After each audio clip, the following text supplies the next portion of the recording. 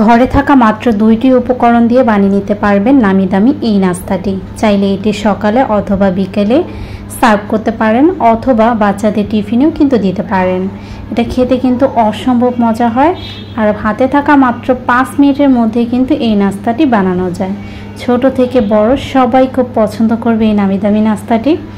একেবারে অল্প উপকরণে ঝটপটভাবে বানিয়ে নিয়েছি, যে কেউ বানিয়ে নিতে পারবেন খুব সহজেই, কোনো এক্সট্রা ঝামেলা থাকবে না। আর ঘরে থাকা যেহেতু উপকরণ দিয়ে বানানো হয়, তাহলে তো স্বাস্থ্যসম্মত, বুঝতেই পারছেন।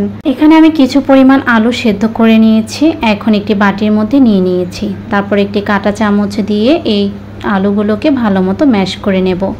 চাইলে এটি আলু ম্যাশার দিয়ে আপনারা করতে পারেন, অথবা হাত দিয়েও করতে পারেন, কিন্তু অবশ্যই খেয়াল রাখতে হবে যাতে করে আলুতে কোনো দানা না থাকে। একটু ভালো করে এটাকে ম্যাশ করে নিতে হবে।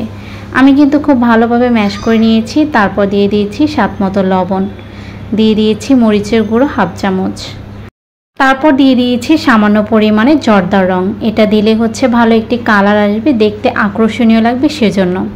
চাইলে আপনারা স্কিপ করতে পারেন। তারপর দিয়ে দিয়েছি কর্নফ্লাওয়ার 3 চামচ।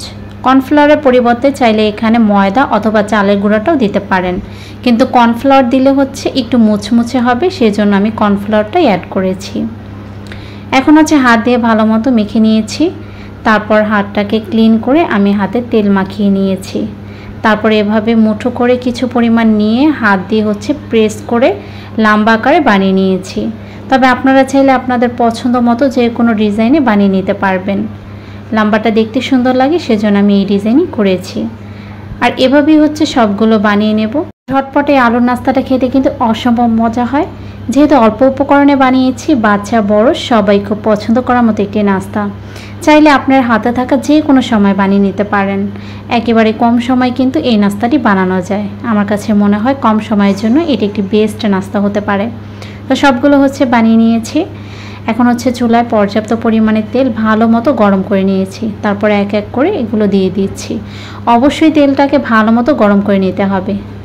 যখন এগুলোকে আমি এক এক করে দিয়ে দিয়েছি, তারপর হচ্ছে চুলার আঁচটাকে আমি লো করে দিয়েছি, যাতে করে এটা মুচমুচে হয়। আর দেখে বুঝতেই পারছেন কালারটা কি অসাধারণ হয়েছে, আর দেখা যাচ্ছে এখানে মিষ্টি বানানো হচ্ছে। তো এই নাস্তাটা খেতে কিন্তু অসম্ভব মজা, আমার কাছে তো বেশ ভালো লেগেছে। চাইলে আপনারা এটা ট্রাই করে দেখতে পারেন। আশা রাখছি আপনাদের কাছেও ভালো লাগবে।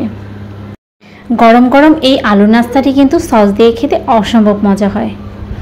আশা রাখছি রেসিপিটি আপনাদের কাছে ভালো লেগেছে। ভালো লাগলে অবশ্যই কিন্তু রেসিপিটি ফলো করবেন, আর ফ্রেন্ড অ্যান্ড ফ্যামিলির সাথে কিন্তু শেয়ার করতে ভুলবেন না। আজ আমি খুব অল্প পরিমাণে এই নাস্তাটি বানিয়েছি।